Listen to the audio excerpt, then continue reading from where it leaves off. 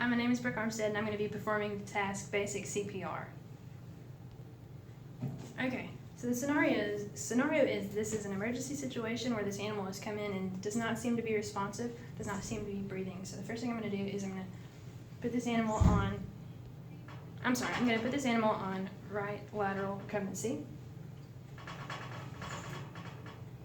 And I'm going to assess his breathing situation. So he does not seem to be breathing, but I'm going to put on my stethoscope and I'm going to listen closer, see if I can hear anything that maybe I can't see. So I'm listening for breathing and I'm listening for a heartbeat. And I can also feel for the femoral pulse. So I don't hear or feel anything. So now immediately what I need to do is check his airway and make sure he doesn't have something blocking his airway. So I'm going to open his mouth, and if I see anything and I feel safe that he's not going to bite me, which he's unresponsive, so I would think I would feel that way, and if I see anything that I can get out, then I should reach in and grab that and try to pull that out if it's safe.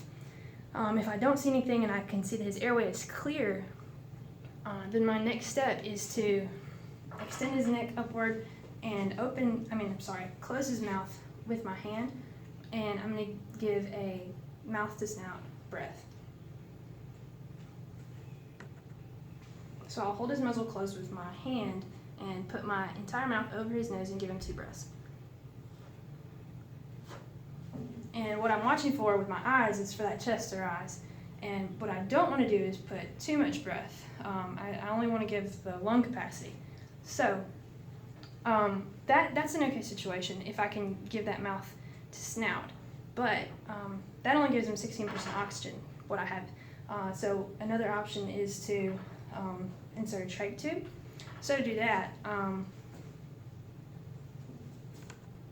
going to need to move him to sternal recumbency.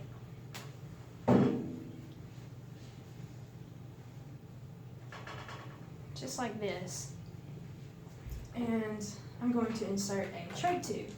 So I'll extend his neck upward, open his mouth, insert the trach tube into his trachea, and then tie it into place.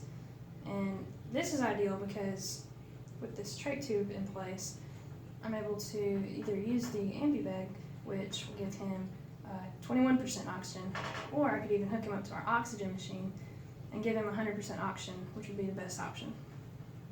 So I have his trach tube in place, so I'll return him to right lateral recumbency, which this is, like I said, an emergency situation, so I'm hurrying, but I'm also being very careful not to cause damage to his body. So the ambu bag, I would hook up like so, and instead of breathing mouth to snout, I would, of course, just squeeze the ambu bag, watch for the rise of the chest and the fall of the chest, just like that.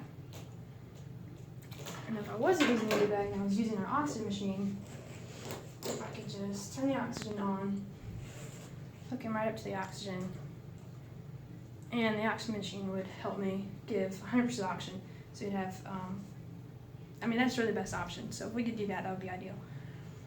Okay, so what we'll do is we'll give him 2 breaths and then 30 compressions. So the elbow, or where the elbow meets the chest, that's where the heart is. So we're going to do, at the rate of the song Staying Alive, we're going to do 30 compressions. So 5, 6, 7, 8, 9, 10, 11,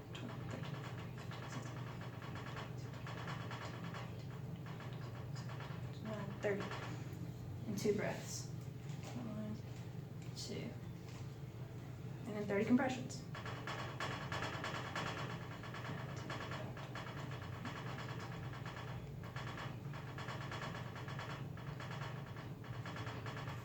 And then 2 breaths.